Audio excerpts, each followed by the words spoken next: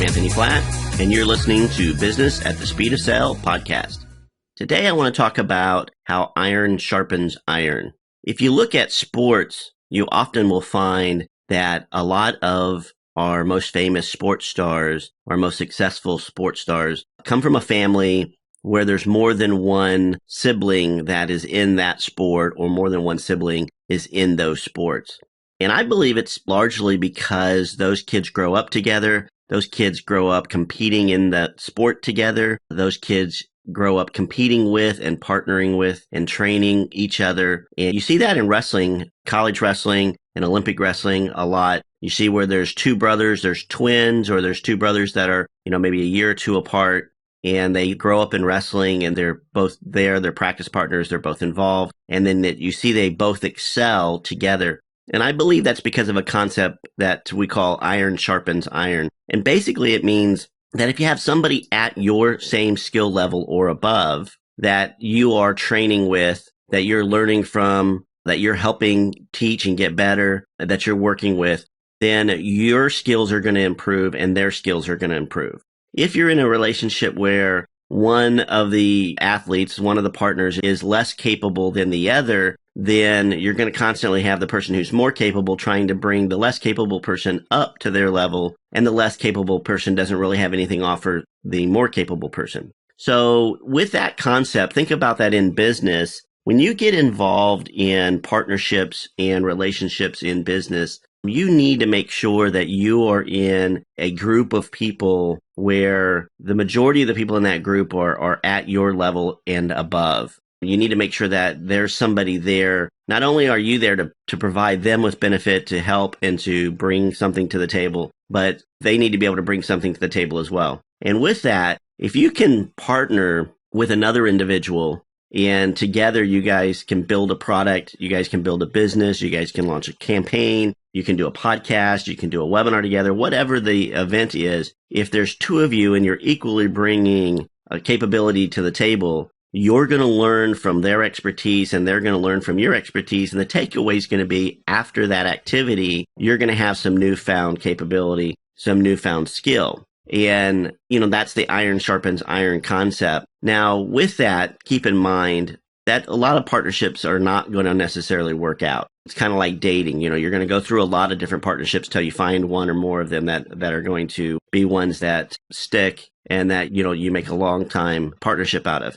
Now, that's not a bad thing. That happens, quite often. You get involved in a partnership and you say, I'm going to do XYZ and they're going to do ABC, and you deliver on XYZ and they don't deliver on ABC, and you continue to work with them and ask them to finish and deliver, and for whatever reason, it never gets done. It's okay to walk away from that relationship. Take what you've learned and move on. Now, you don't want to have everything in their name. You don't want to have all of the websites and domains and merchant accounts and marketing and everything in their name, because obviously when you walk away, you need to be able to walk away with those assets. So as much as possible, obviously you want those things in your name, or at least split between, they've got some of them in their name and you've got some of them in your name, so that you both have that capability to have that to move forward with. But then go and find another partnership, and now you have something more to bring to the table. Not only do you have what you had before your first partnership, but you have everything that you learned in that partnership, plus whatever assets that you created. And now you can bring that to the table. And then look for another partnership where somebody is bringing an equal amount to the table. And again, try to move that forward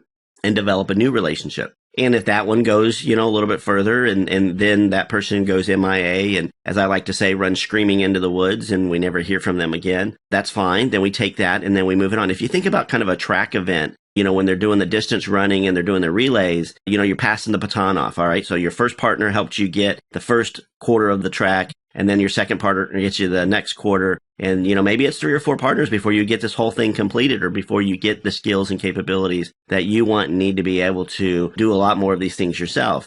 But that's okay. You can continue to develop your business and learn. And it's a way to accelerate your learning as well. I know so many people that think they're going to learn everything there ever was to know about starting, owning, and running a business. And then once they figure all that out, then they'll start their business. That is wrong. You really need to go out and just do it. Just start it, because you don't know what you want. You don't know what you need until you do something. You don't know what you don't know. You have to get out there and start trying some things. It's like going out and buying your first car. You think you might know what you want, and then when you buy it, you think you really wanted that sporty car with the manual transmission and all that. And then you find out that the sports cars, the ride is very rigid. You're very low to the ground. You can't see over the traffic. You have to be shifting gears all the time. So you can't hold your coffee and drive at the same time. And so you're going to learn things in the process. So I would strongly encourage you to start going through the process. If you're looking for ways to partner with people, go out to the different forums and to the different websites and be active on there. Be active on Facebook, be active on Twitter, be active in the forums, and you will find people out there. Even post out there that you're looking for partnerships. I've done that, and I've had a lot of people come by. And realistically, it's not going to be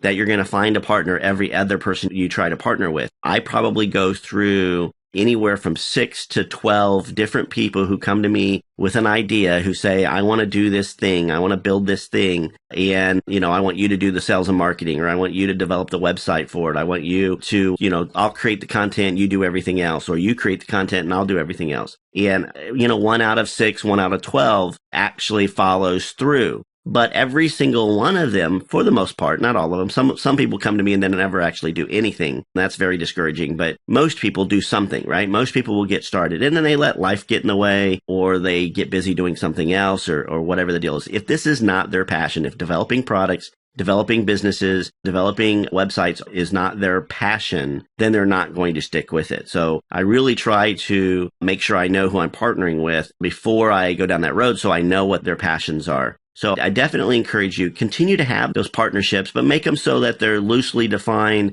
and so that you can come together and you can separate very easily. Make sure that they don't have everything in their name and that not everything is going to their accounts and to their merchant processing. Make sure that you have some access to some of that stuff. And one way to do it is, if you're going to do all the marketing, then you have access to all those accounts. And if they're going to do the merchant account, then they have access to the merchant account, but they give you reports that you can then compare to the marketing. So from the marketing side, you should know what was sold. And then from the merchant account side, they should be able to give you a report of what actually came in. And those should be able to match up very clearly. So iron sharpens iron. Definitely try to get partnerships that will help take you farther down the path and help you improve your capabilities and get stronger. It works in sports. Go look at any sport out there and you're going to find twins or siblings that are, real close in age, that one of them succeeded and then the next one. And sometimes you find entire families and generations where they just constantly keep putting out, the top football players. I think the Mathis family has got 8 or 9 of NFL football players out there. So definitely go and find some partnerships and get better by helping other people get better.